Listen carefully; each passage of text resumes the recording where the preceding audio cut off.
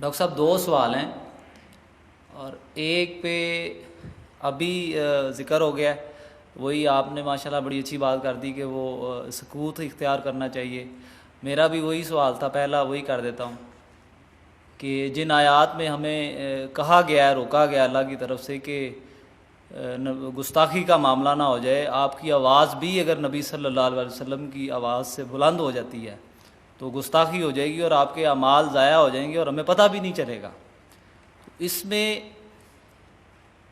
اب میں گستاخی معاف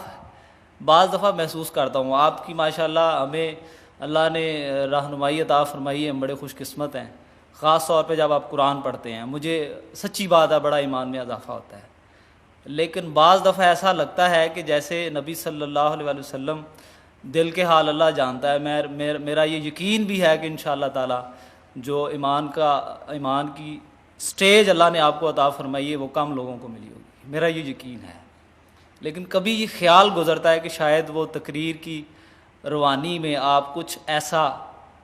کہہ جاتے ہیں یا ہو جاتا ہے جس سے یہ لگتا ہے کہ شاید یہ سرکار کی شان کے مطابق الفاظ نہیں ہیں، یا وہ ہمیں سمجھانے کے لیے آپ کہہ رہے ہوتے ہیں۔ تو اس لیے اس پہ تھوڑا سا یہ کر دیں کہ اگر بندے کی نیت 100% ہی صحیح ہے لیکن زبان سے ایسے الفاظ نکل جائیں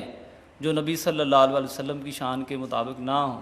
تو وہ گستاخی گنی جائے گی یا اس میں اللہ پاک معاف کریں گے؟ دوسرا سوال میرا یہ ذرا موجودہ دور کے بارے میں ہے کہ میں سمجھتا ہوں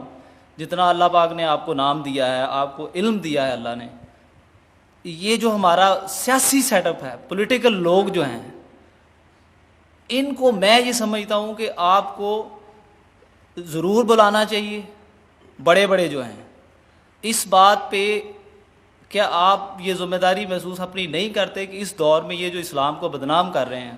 اور یہ جو عجیب سی توجیہات پیش کرتے ہیں ماڈرن، میں یہ سمجھتا ہوں، میں آپ کو اپنا قائد مانتا ہوں، دینی قائد مانتا ہوں، دنیاوی قائد مانتا ہوں،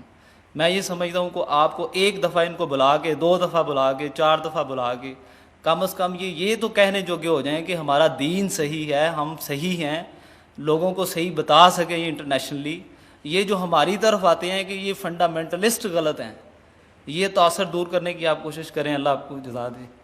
اور دوسرا فرمائش ہے تیسری کہ ڈاکٹر ذاکر نائک کا اگر کوئی ارینج کر دیں ایک دفعہ، ہم ماشاءاللہ آپ کے وہ آپ کو پسند کرتے ہیں،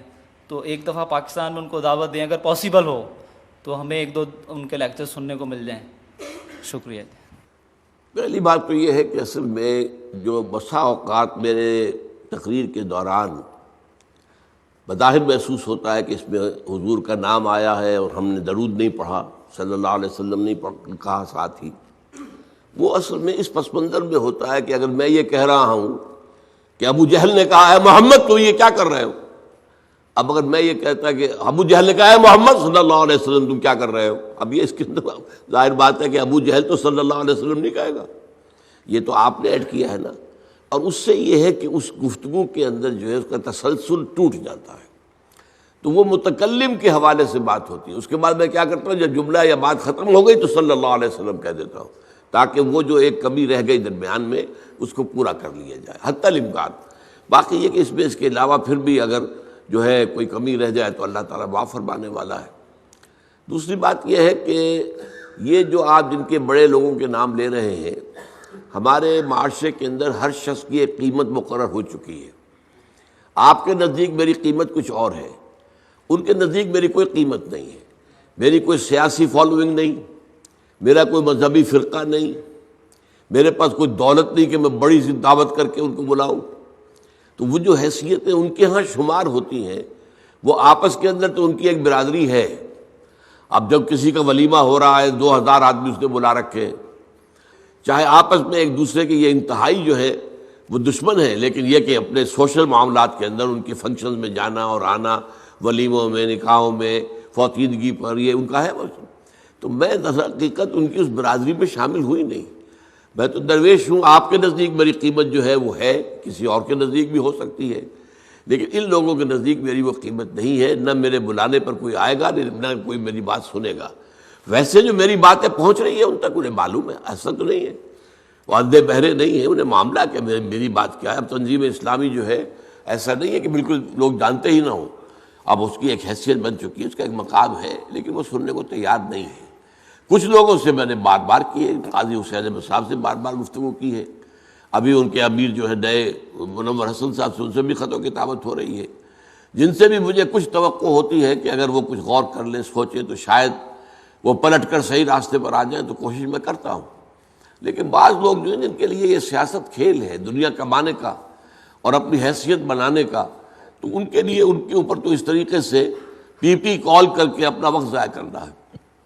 تیسری بات جو ہے ذاکر نائک کی، وہ پاکستان آنا نہیں چاہتے،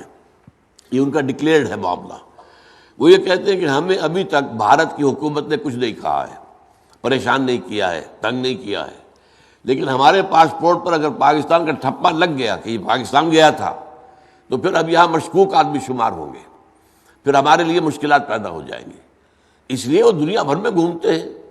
امریکہ گئے ہوئے، یورپ گئے ہوئے، سعودی عرب تو گویا کہ ان کا ایک بائیں ہاتھ کا سفر ہوتا ہے ہمیشہ، معلوم آج گئے ہوئے، دبئی ہے، دبئی سے تو چونکہ ان کی براڈ کاسٹنگ وغیرہ دبئی سے ہوتی ہے، وہاں پہنچ جاتے ہیں۔ اب میرا تو دبئی میں داخلہ بند ہے، میں تو 15 سال سے میں یو اے ای میں داخل بھی نہیں ہو سکتا، ورنہ میرا خیال تھا ایک دفعہ کہ ان سے ملاقات کے لیے میں تفصیل سے ان سے کچھ بات کرنا چاہتا تھا کہ جو کام وہ کر رہے ہیں اس سے اوپر کا ایک کام ہے وہ بھی وہ کریں، لیکن موقع نہیں مل رہا، کہاں ملوں ان سے، اور وہ پاکستان آنے کو تیار نہیں ہے۔ میں تو حیران ہوں، مجھے اصل میں پہلی مرتبہ وہ بھارت کی حکومت کو صحیح اندازہ میرا نہیں ہوگا جو انہوں نے مجھے دے دیا وہ ویزا، لیکن اب تو وہ ویزا دینے کو تیار نہیں ہے مجھے۔ تو اسی طریقے سے ان کا معاملہ ہے، ان کو یہاں پر شاید ویزا تو مل جائے، لیکن یہ کہ وہ ان کا کہنا یہ ہے کہ وہاں کی حکومت سے پھر ان کا معاملہ خراب ہو جائے گا۔